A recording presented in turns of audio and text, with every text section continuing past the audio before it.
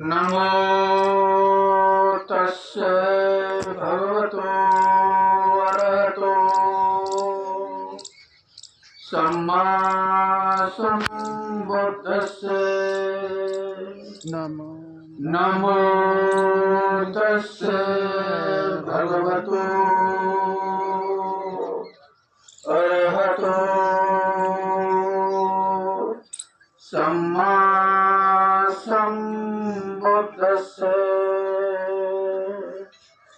नमो तस्से भगवतो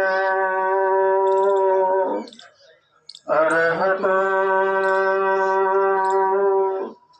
सम्मा सम्बुद्धस्से।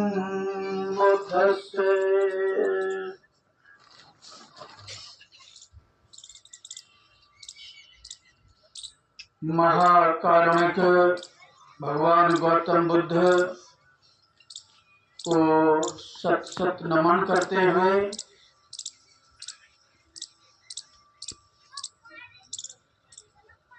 परम पूज्य बाबा साहब बोधिसत्व को प्रातः स्मरण करते हुए आज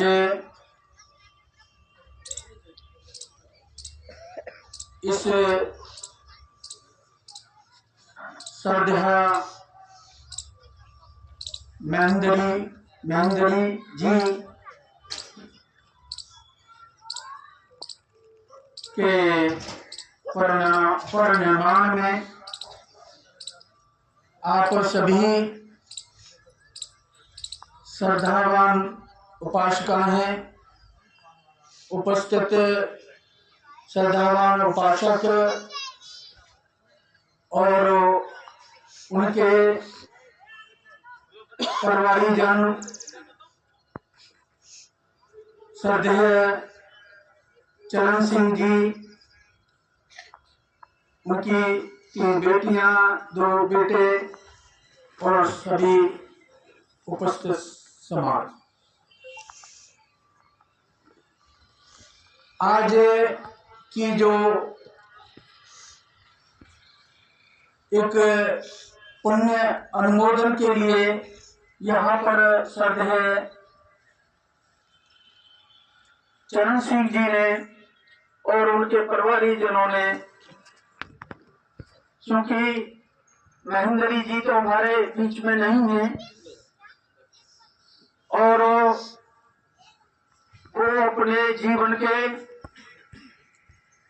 यानी 5 दशक भी पूरे नहीं कर पाई और हमारे बीच में 3 जनवरी को यहाँ से उन्होंने अंतिम विदा ली। आज मेरा ये पहला अवसर है कि इस प्रकार की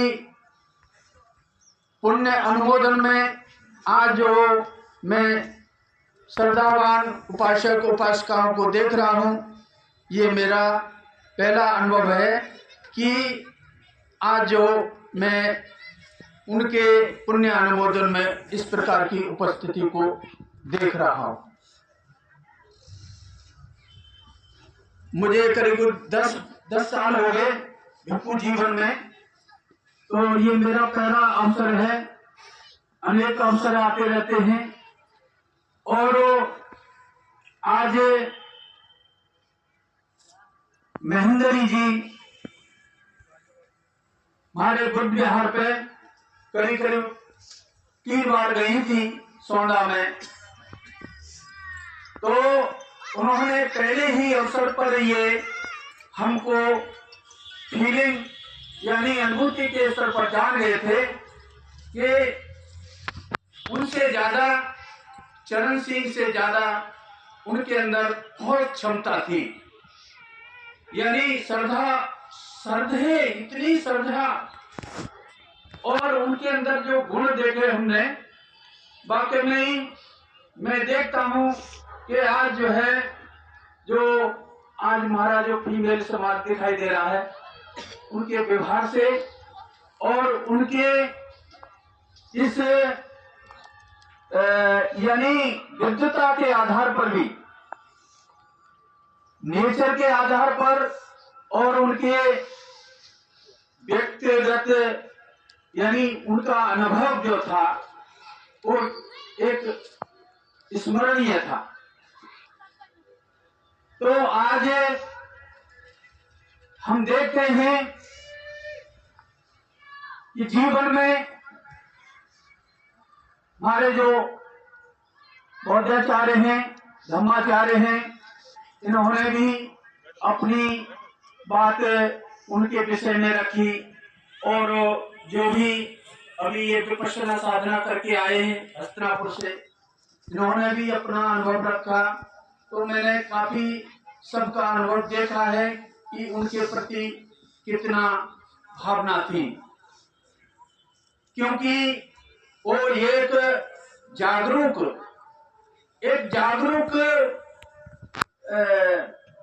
फीमेल के आधार पर, यानी उन्होंने एक नारी समाज को मातृशक्ति होते हुए भी उन्होंने इस क्षेत्र में ऐसा उदाहरण पेश किया कि शायद हमारे समाज में जो कहते हैं कि मेल समाज में भी ऐसा अनुभव पेश करना बड़ा मुश्किल दिखाई देता है आचरण से, है?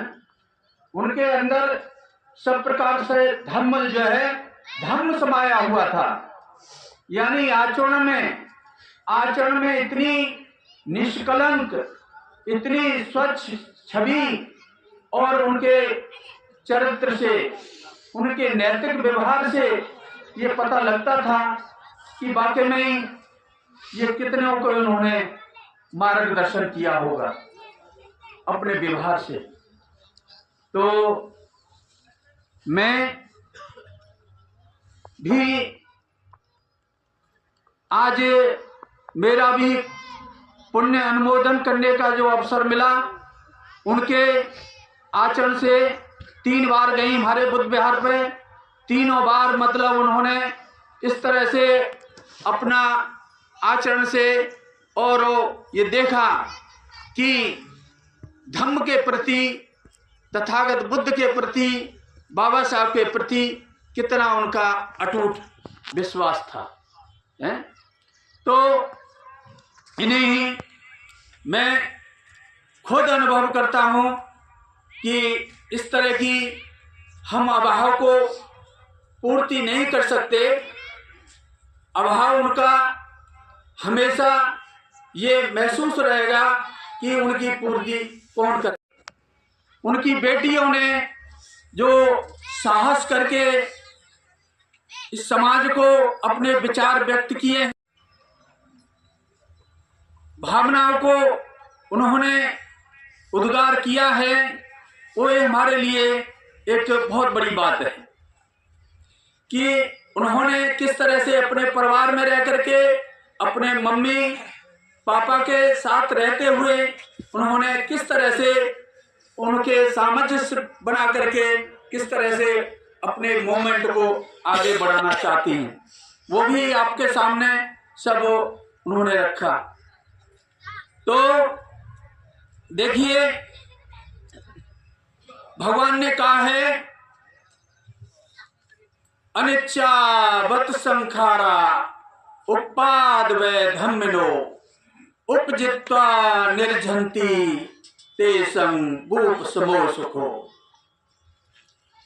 ये भगवान ने कहा है, उनकी देशना 3 बातों पर होती थी, अनित्य, दुख और अनात्म पर।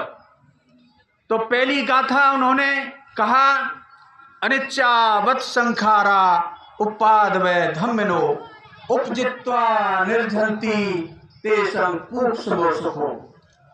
इसमें कहा है कि सारे संस्कार अनित्य हैं, उत्पाद होना, व्यय होना, पैदा होना, नष्ट होना, ये उनका स्वभाव है। यानी हम कहते हैं कि ये संसार क्षणभंगुर है, नाशवान है, परिवर्तनशील है। ये इस गाथा के माध्यम से भगवान ने कहा है कि अभी जो विपश्यना साधना करके आए हैं कि परिवर्तन कितना तेजी से हो रहा है। अनिश्चावत संखार, उत्पाद होना, व्यय होना, उत्पाद होना, व्यय होना, पैदा होना, नष्ट होना, ये स्वभाव है, प्रकृति का नियम है, कानून है। जब कोई भी प्रज्ञावान साधक या साधिकाएं निरीक्षण परीक्षण करके प्रज्ञावान होकर के अनुभूति के स्तर पर जानते हैं तो वो निर्वाण को प्राप्त, वर्तमान में निर्वाण को प्राप्त कर लेते हैं। यानी निर्वाण क्या है? निर्वाण है राग द्वेष मोह से विरक्त होना, क्षय हो जाना। यही इसकी परिणति है। जीवन में बगैर अनुभव के, बगैर विपश्यना के, बगैर ध्यान के, बगैर साधना के ये चीजें अनित्यता का बोध इसमें कहा है कि प्रकृति बोध अनित्य का अंग अंग रम जाए, जगह धातु निर्माण की चित्त शांत हो जाए। तो जीवन में जब अनित्यता का बोध होने लगता है, दुख का बोध होने लगता है, अनात्म का बोध होने लगता है। अनात्म तो लास्ट स्टेज है कि इस संसार में मैं और मेरा कुछ है ही नहीं। यानी इतना परिवर्तन है, लेकिन जब हम परिवार में रहते हैं हमारा अटैचमेंट यानी इतना मजबूत हो जाता है कि वही दुख का कारण बनता है। यानी इतनी आसक्ति हमें माँ बाप के प्रति, बच्चों के प्रति, भाई बहन के प्रति इतना अटैचमेंट यानी इतना लगाव, इतना चिपकाव हो जाता है कि ये दुख की जो घड़ी होती है, जब वियोग होता है तो फिर हम बड़े दुखी हो जाते हैं। हम इतने भाव विरोध हो जाते हैं कि ये हमारे बीच में से ऐसा क्यों हुआ, जबकि ये संसार का नियम है कि जो पैदा हुआ है उसको एक दिन विदा भी होना है संसार से। जो प्राणी जगत में जिस तरह से क्षण क्षण करके बदल रहा है, ये मोमबत्तियां अगरबत्तियां जल रही हैं, ये क्षण क्षण जल रही हैं, प्रकाश दे रही हैं और स्वयं को नष्ट कर रही हैं, जल रही हैं। धीरे धीरे करके ये अपने स्वभाव को बदल रही हैं। इसी तरह से हमारे जीवन में जो मृत्यु है वो जन्म से ही लग जाती है। एक बार की घटना है, भगवान बुद्ध श्रावस्ती में जेतवन महाविहार में विहार कर रहे थे। उसी श्रावस्ती नगरी की एक महा उपासका, महाश्रद्धावान विशाखा, जो कि विशाखा 60 वर्ष की उम्र में ही भगवान के संपर्क में आ गई थी और वो श्रोतापन की स्थिति में थी। तो उनका भरा पूरा परिवार था, बड़े संपन्न सेठ परिवार से थी और बड़े ही संपन्न थी धर्म के क्षेत्र में और दानशीलता में। एक बार जब उनकी एक पोती 2-2.5 साल की थी और उसकी अचानक मृत्यु हो जाती है। वो विशाखा के लिए इतनी प्रिय थी, बहुत ही प्रिय थी,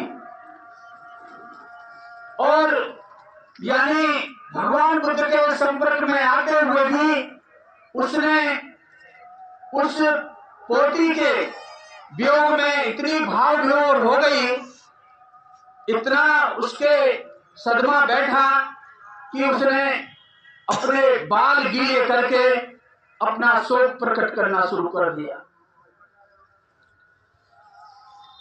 शोक प्रकट करना शुरू कर दिया तो भगवान को ये बात मालूम पड़ी, तथागत बुद्ध को मालूम पड़ी कि एक पोती के वियोग में विशाखा इतनी भावविभोर और शोकाकुल स्थिति में है, जबकि वो श्रोतापन की भी स्थिति में थी। वो भगवान स्वयं विशाखा के घर पर जाते हैं और देख करके उन्होंने कारण पूछा कि विशाखा ये बाल क्यों गीले कर लिए हैं। उन्होंने कहा, भगवान मेरी 2.5 साल की पोती बड़ी ही सुंदर और बड़ी प्रिय थी, मुझे उसका वियोग जो है असहनीय हो रहा है, बड़ा दुख हो रहा है, सहन नहीं हो रहा। तो भगवान ने कहा, भगवान के तरीके होते थे समझाने के उनको, तो विशाखा के लिए कहा कि हे विशाखा, इस श्रावस्ती में ये तेरी पोती जैसियां कितनी बेटियां होंगी, कितनी पोतियां होंगी। विशाखा ने कहा, भगवान हजारों की तादाद में होंगी और भी ज्यादा हो सकती हैं, लेकिन फिर भगवान ने कहा कि अगर तू उनको अपनी पोती जैसा प्यार करती है तो क्या तुझे ये स्वीकार है और उनकी भी इसी तरह से वियोग हो जाता है, तो क्या फिर उनके लिए भी तू इस तरह से शोक करेगी। उस विशाखा की समझ में ये बात आ गई कि ये वियोग, प्रिय से वियोग होना भी एक है, भगवान ने बताया है, यानी प्रिय से वियोग होना ये भी बहुत बड़ा दुख है। जब इस बात को उसने समझ लिया, भगवान की कई वही बातों को लेकर के, तो उसका शोक जो है क्षण मात्र में चला गया। तो आज हम लोग देखिए, हमारे बुद्ध विहार पर तो 2-3 बार ही गई थी और उनका ये बहुत बड़ा मतलब ये व्यवहार पक्ष को देखते हुए, उनके जीवन को देखते हुए आज हम भी ये महसूस करते हैं कि उनकी उपस्थिति काफ़ी लंबे अरसे तक होनी चाहिए थी, लेकिन फिर भी समय तो सबके पीछे लगा हुआ है, मृत्यु तो सबके पीछे लगी हुई है।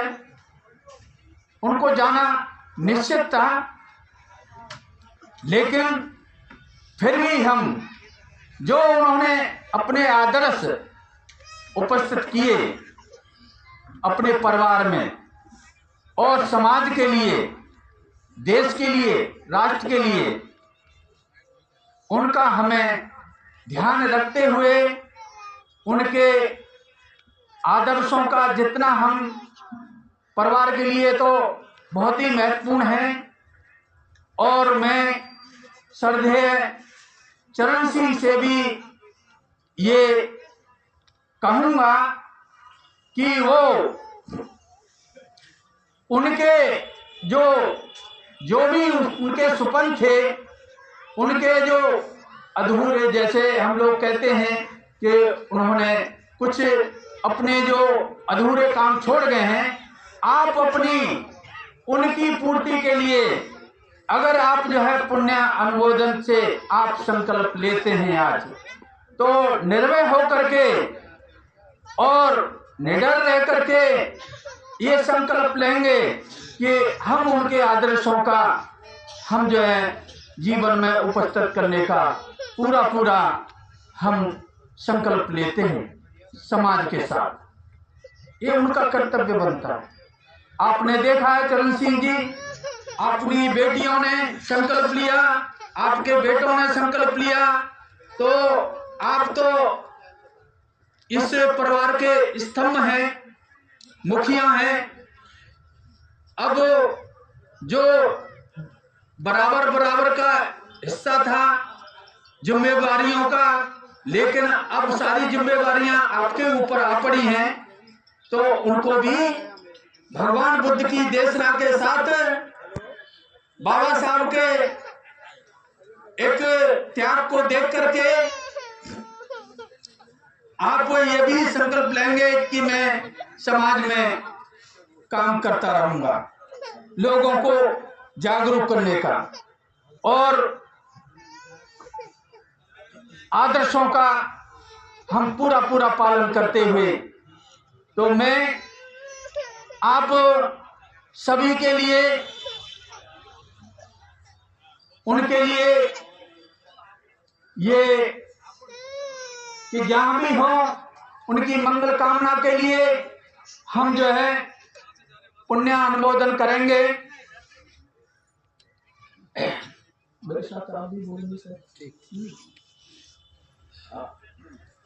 सभ्ये पापस्य अकरणं कुशलस्य उपसंपदा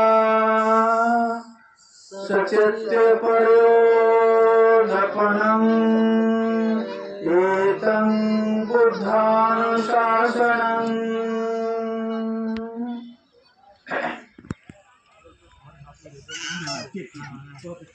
पूजा भंते जी को जाएगा मेरा परिवार के लोगों से, तमाम लोगों से